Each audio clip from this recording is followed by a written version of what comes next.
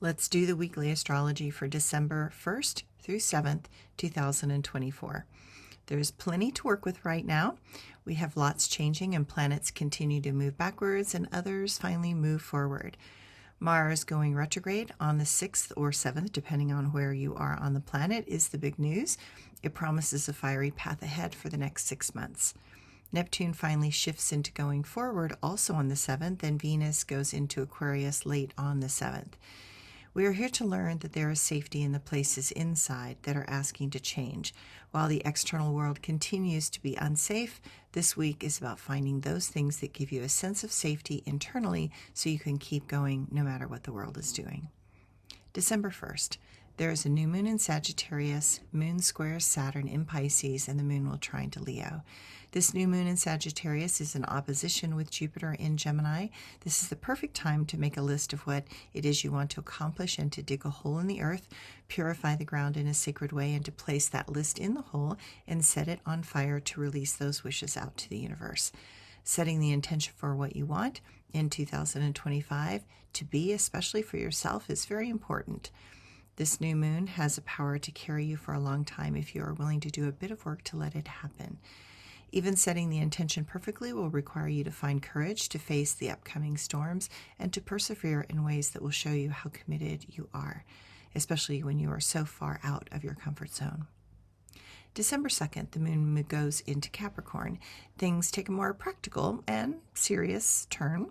We move towards a realistic viewpoint, and it seems a few things need to be done to get things in gear. This is the moment to do that and to check those things off your list. December 5th, Mercury will cazimi, and the moon goes into Aquarius. The clarity you have been seeking is going to be finally coming into focus. The key is to keep things in a progressive way and to move from a place that aligns with the needs of the community. We open to a more humanitarian way of being, and we learn that while our focus is sharp, it is important to not use it against others, but for the greater good. The moon wants to have independence and a better connection first with ourselves, but only then move into a more collaborative way with others. Remember to consider the viewpoints of others. Stay open and allow you to find a way to connect, but to allow wiggle room for discourse. December 7th. Mars begins its 6-month retrograde in Leo, the moon goes into Pisces, Neptune will end its retrograde cycle, and Venus goes into Aquarius. Mars is fire, Leo is fire. A 6-month retrograde in so much fire is very rare. This one will feel as if all our old ways that have given us comfort are no longer there. It can cause a sense of alarm for some, motivation for others.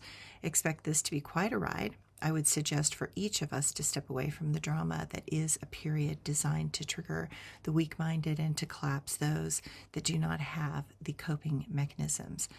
Acting in bold and brash ways during a Mars retrograde will be a very bad idea because you cannot see where you are going and you don't know what is around the next bend. This is an opportunity to shift perspectives because you cannot change what is going to unfold. Mars is a planet that puts the brakes and puts the actions and choices in our hands and laps. Because Mars is a planet that is closer to us, many things feel deeply personal. That is why moving from a place that is honest and is aware enough to know when to move and when to stay still is going to be essential. With the moon in Pisces, we may feel a bit more sensitive than we want.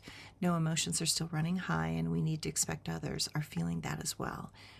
With Neptune coming out of its funk, we begin to dream once again, and we have a place where our imagination seems to want to run wild. And we are feeling more connected to the core nature, to our core nature, and the new emotional boundaries that are necessary for sanity going forward. Venus will go into the more detached sign of Aquarius, and that helps us explore who we want to become and where we really belong. What I love about this Venus and Aquarius cycle is that we seem to need to move in the direction of finding ways to give freedom to others in a way that allows for the diversity of our world and the focus to coexist. We begin to recognize that it matters not if others see our value. We must see our value regardless of prejudices and upsets. This Venus in Aquarius will conjunct the newly positioned Pluto in Aquarius.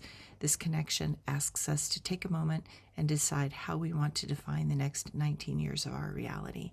It matters not what the world is doing, but it will matter greatly the steps you decide to actively take. Thanks, everyone.